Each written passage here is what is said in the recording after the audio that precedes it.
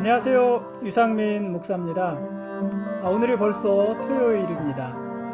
한 주간 별로 한 것도 없는데 시간은 참 어김없이 흘러갑니다. 여러분 모두 잘 지내셨습니까? 오늘 집사님 몇 분과 학생들이 교회에 다녀갔습니다. 내일 예배에 부를 찬양 연주도 마쳐보고 구석구석 교회 청소도 하고 그렇게 할 일 하고는요 쿨하게들 돌아갔습니다. 요즘은 교회 와도 오래 머물러 있지 않습니다. 하기는요 교회 오면은 밥도 같이 먹고 차라도 마시면서 수다를 떨어야 되는데 그런 모든 것을 하지 말라고 하니 오래 있을래야 있을 수도 없습니다. 그래도 그렇게 교우들이 다녀가면 제 마음이 참 따뜻해집니다. 뭔가 격려를 받은 것 같고 뭔가를 새로 시작할 수 있겠다는 그런 자신감이 마음속에서 뭉글뭉글 피어오릅니다. 그 느낌이요 참 좋습니다. 어제는 주일학교 학생이 공부하는 학교 한 반에서 코로나 확진자가 나왔다고 합니다. 이제는요 별로 놀라운 일도 아닙니다. 물론 긴장이야 되지만 그저 그러려니 싶은 마음도 사실 많이 있습니다. 그래도 서둘러서 예배 참석 인원 조정하고 취할 수 있는 조치를 취했습니다. 다행이라고 해야 할지 어떨지 모르겠지만 11월부터는 위드 코로나가 시작될 것이라고 하니 이제부터라도 확진자 수에 너무 연연하지 말고 우리의 일상들을 잘 회복해 나갔으면 좋겠습니다. 오늘 말씀 보시겠습니다. 오늘 읽을 말씀은 에스라서 9장과 10장 말씀입니다. 마지막 말씀입니다. 에스라가 예루살렘으로 돌아왔을 때 성전은 이미 완공이 되어 있었지만 백성들의 삶에는 여전히 많은 문제들이 있었습니다. 특히 거룩하게 구별되어야 할 제사장들과 성전에서 봉사해야 하는 레위 사람들, 그리고 백성의 지도자들인 방백과 고관들, 이들이 모두 이방인의 딸들을 맞이해서 아내로 삼고 며느리로 삼고 그랬습니다. 물론 모든 제사장, 모든 레위인들이 그랬다는 것이 아니라 제사장 중에도 레위인 중에도 또 방백과 지도자들 중에도 그리고 일반 백성들 중에도 그들 모든 그룹의 사람들이 이방인들을 아내로 맞이하고 이방인들을 며느리로 삼고 있었습니다. 이러한 일들은 거룩한 자손 이스라엘을 이방인들과 섞이게 하는 아주 가증한 일이었습니다. 에스라는 이런 일들을 보고 속옷과 겉옷을 찢고 머리털과 수염을 뜯으면서 회개했습니다. 왜냐하면 이방인들과 결혼한다는 것은 그냥 결혼으로 끝나지 않고 필연적으로 이방인들이 섬기는 신, 우상들을 숭배하는 일과 연결되고 그러한 일들은 결국 이스라엘의 미래에 다시 치명적인 결과를 가져올 것이기 때문에 그렇습니다. 에스라는요 그동안 이스라엘이 이방 왕들의 손에 붙여진 것, 또 그들의 칼에 죽임을 당하기도 하고 나라가 망해서 사로잡혀 가기도 한 것, 이런 모든 것들은 이스라엘이 하나님의 백성다운 삶을 살지 못하고 우상을 숭배하면서 이방인들의 가치관과 그들의 관습을 따라서 살았기 때문이다, 이렇게 해석을 했습니다. 그런 죄 때문에 이스라엘이 고난을 당하고 망하고 그동안의 포로로 잡혀가서 모진 세월을 보낸 것이다, 이렇게 본 것이에요. 그런데 오랜 포로 생활 끝에 예루살렘으로 돌아와 보니까 이스라엘 백성들이 과거 조상들이 지었던 그 죄를 똑같이 다시 반복해서 짓고 있는 것이었습니다. 그것은요 하나님의 계명을 저버리는 일이었고 하나님의 진노를 불러올 일이었습니다. 그러니 얼마나 슬펐을까요? 그래서 에스라는 겉옷도 찢고 속옷도 찢고 수염을 뜯고 머리를 뜯으면서 그렇게 격렬하게 회개하면서 하나님 앞에 기도한 것입니다. 에스라가 이렇게 기도했어요. 에스라서 9장 15절에 보니까 이스라엘의 하나님 여호와여, 주는 의로우시니 우리가 남아 피한 것이 오늘날과 같사옵거늘 도리어 주께 범죄하였사오니 이로 말미암아 주 앞에 한 사람도 감히 서지 못하겠나이다. 우리가 이렇게 죄를 짓다가는 우리들 중에 주님 앞에 설 수 있는 사람이 한 사람도 없을 것입니다. 이렇게 기도한 것입니다. 바벨론 포로에서 돌아온 이스라엘은 수룹바벨의 주도로 성전을 재건했습니다. 시간이 오래 걸렸지만 그래도 성전을 재건했습니다. 예루살렘에 다시 하나님의 성전이 세워진 것입니다. 그것은요, 분명 감격스러운 일입니다. 그러나 그게 전부는 아니라고 했잖아요. 이스라엘은 이제 언약 백성에 합당한 삶을 살아야 합니다. 새로 지은 성전에서 거룩한 예배 공동체를 이루어야 합니다. 이스라엘은 이방인들보다 더 윤리적이고 더 바른 삶을 살아야 합니다. 그래서 성전 공동체가 되고 예배 공동체가 되어야 합니다. 그러기 위해서 성전을 지은 거란 말이에요. 건물을 새롭게 짓고자 한 것이 아니라 그렇게 성전을 짓고 건물을 짓고 그 안에 이스라엘의 공동체, 신앙의 공동체, 예배의 공동체, 언약의 공동체, 성전 공동체, 하나님 백성의 공동체, 그 공동체를 이루고 그들이 하나님 앞에 온전히 예배하는 그 예배자가 되기 위해서 성전을 새로 지은 것입니다. 그런데 지금 이스라엘의 삶의 수준은 형편없이 떨어져 있는 것입니다.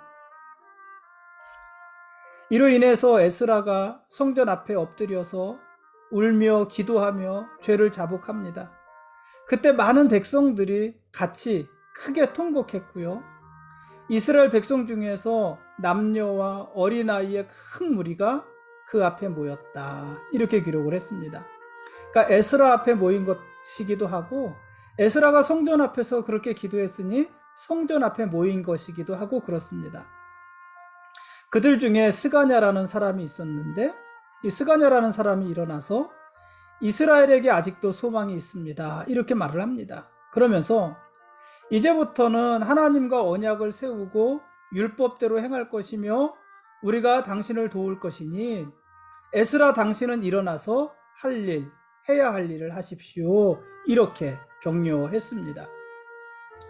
이에 에스라는요, 제사장들과 레위 사람들과 온 이스라엘로 하여금 하나님 앞에 맹세하게 했습니다. 그리고 에스라는 계속해서 금식하면서 기도한 후에 모든 이스라엘 백성들을 예루살렘으로 모이게 했습니다. 성전이 있는 곳으로 모이게 했습니다. 아주 강력하게 말을 했는데요. 만일 3일 안에 모이지 않는 사람이 있다면 그의 재산을 몰수하고 그는 이스라엘 공동체에서 쫓겨날 것이다. 이렇게 말을 했습니다. 그러자 유다와 베냐민의 모든 사람들이 3일 내에 예루살렘에 다 모였습니다. 그러자 에스라는 모인 이스라엘을 향해서 죄를 자복하고 이방 여인을 끊어버릴 것을 요구했습니다.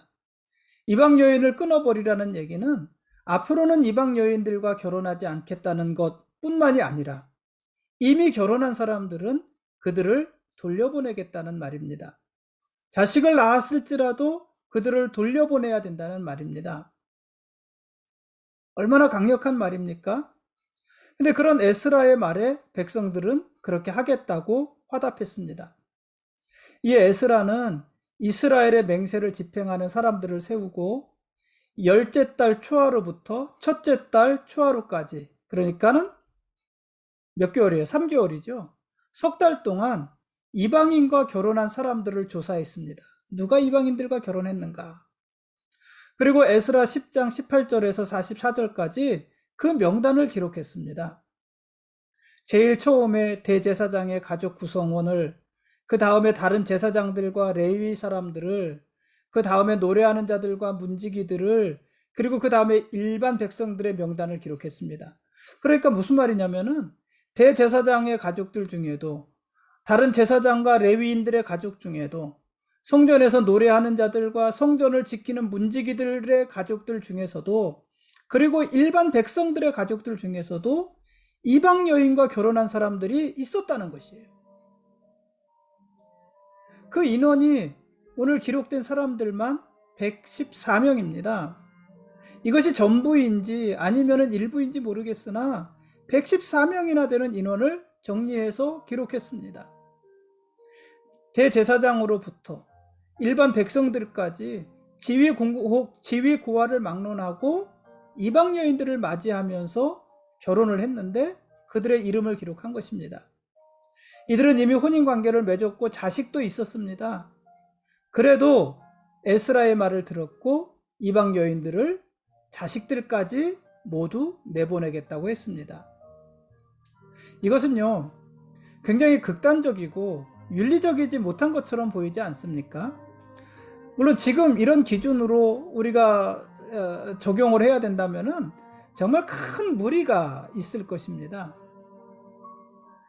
그런데 에스라가 이렇게 극단적으로 말을 하고 극단적인 것을 요구하는 것은 이 당시 이스라엘에게는 하나님과의 언약 공동체로서의 정체성, 그것을 회복하는 것이 가장 중요했기 때문에 그렇습니다.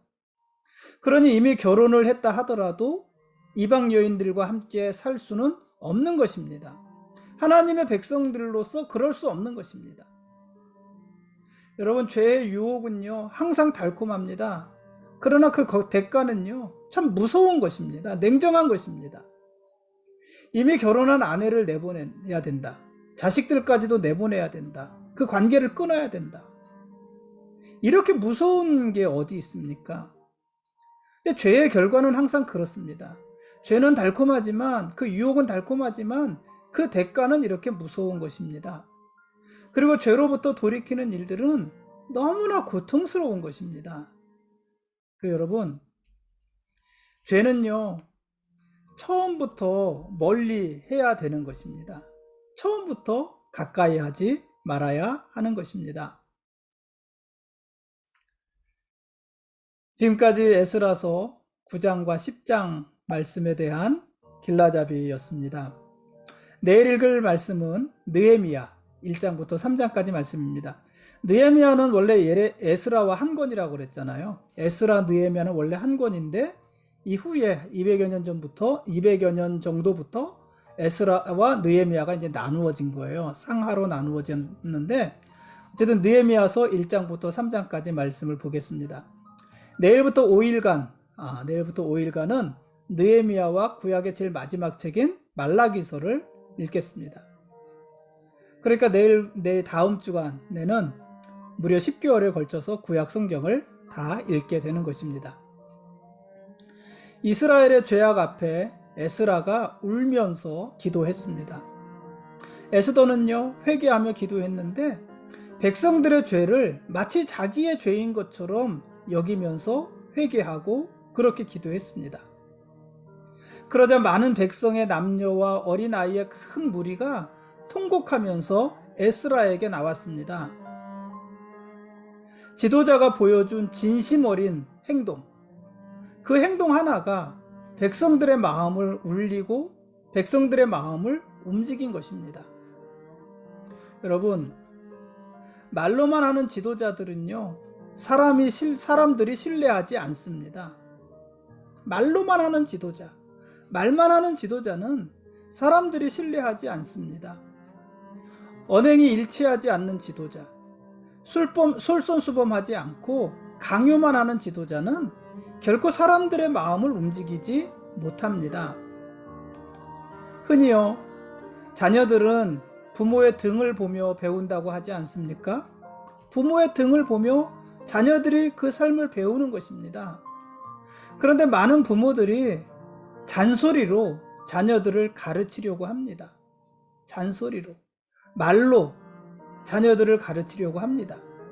그러니 자녀들과 갈등이 늘어가고 자녀들은 부모의 뜻대로 따라와 주지 않는 것입니다. 여러분, 부모가 자녀에게 가르쳐주고 싶은 것이 있으면은요 부모가 먼저 진심으로 그 일을 행해야 되는 것입니다. 자녀들이 공부 좀 했으면 좋겠다 생각한다면 부모가 책 읽는 그 뒷모습을 보여줘야지요. 진심으로 부모가 먼저 공부도 해보고 책도 읽고 그래야지요. 자녀들이 기도하는 것을 가르쳐주고 싶으면 부모가 먼저 기도하는 모습들, 진심으로 기도하는 모습들을 자녀들에게 보여줘야지요.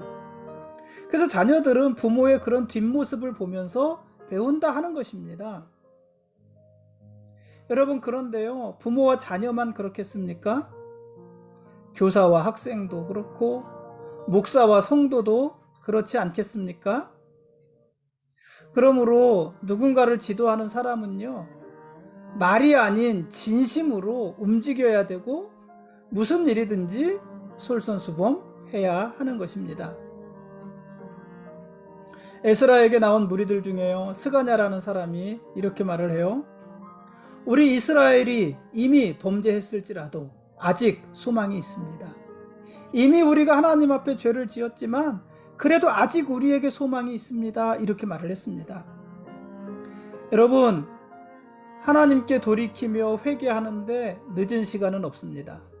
회개하기는 너무 늦었어. 이미 회개하기에는 너무 늦었어. 여러분, 그런 시간은 없습니다. 하나님께 돌이켜 회개하는데 늦은 시간은 없습니다. 지금이 순종하기에 가장 빠른 시간이고, 지금이 하나님께 돌이키기에 가장 좋은 적기인 것입니다. 그러므로 여러분, 회개하며 돌이키는 일들을요, 자꾸 내일로 미루지 마시고 지금 하십시오. 그런 의미에서 우리에게는 아직 소망이 있는 것입니다. 오늘은 여기까지 하겠습니다. 하나님이 우리의 왕이십니다. 그리고 우리는 그분의 거룩한 백성들입니다. 고맙습니다.